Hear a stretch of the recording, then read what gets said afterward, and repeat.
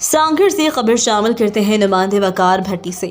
ترکی کی نمائندہ رفاہی تنظیم بیر عمرلوک مستفر کا سانگھڑ کے سیلاب متاثرین علاقہ جات کا دورہ۔ الخدمت فاؤنڈیشن سانگھڑ کی صدر محمد رشید راجپوت، امیر جماعت اسلامی ضلع سانگھڑ محمد رفیق منصوری، نائب امیر ظہیر الدین بابر، ذمہ داران الخدمت فاؤنڈیشن یوسی کھڈاوری، راجہ راشد اصغر، چودھری ناصر محمود وڑاچ، راجہ عدنان نرشد، حمزہ راجپوت نے ترکی کی رفاہی تنظیم کے ترجمان وفد کا استقبال کیا اور آمد کا خیر مقدم کیا۔ انہوں نے کہا اس کا ثبوت ہے کہ ترکی ترجمان پاکستان بھر میں سیلاب متاثرین کے پاس پہنچے ہیں، ان کی مدد کی ہے، مزید رفاہی سرگرمیاں جاری رکھی ہوئی ہیں۔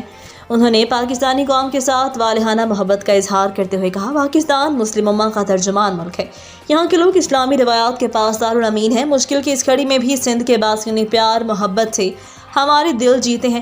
مہمان نوازی اجو انکساری ان کا ترائے امتیاز ہے۔ ہم یہاں خوشیاں بانٹنے آئے ہیں اور پاک ترک دوستی کے استحکام کے لیے اس قسم کے دورے جاری رہیں گے۔ الخدمت فاؤنڈیشن اس وقت ملک بھر میں اپنی سرگرمیاں جاری رکھے ہوئے ہے اور متاثرین تک انہی کے ذریعے ہماری رسائی ممکن ہے۔ الخدمت فاؤنڈیشن کے ذمہ داران کے مشکور ہیں کہ انہوں نے مصیبت اور مصروفیت کی اس گھڑی میں ہمارے لیے وقت نکالا، ہماری رہنمائی کی، دورہ جات میں ہمارے شانہ بشانہ رہے۔ ہم پیار محبت کے سفیر ہیں اور یہ محبتیں ترک قوم تک پہنچائیں گے۔ خیر سگالی کا یہ مشن جاری رہے گا۔ مزید خبروں سے باخبر رہنے کے لیے وزٹ کریں ریٹ نیوز.pk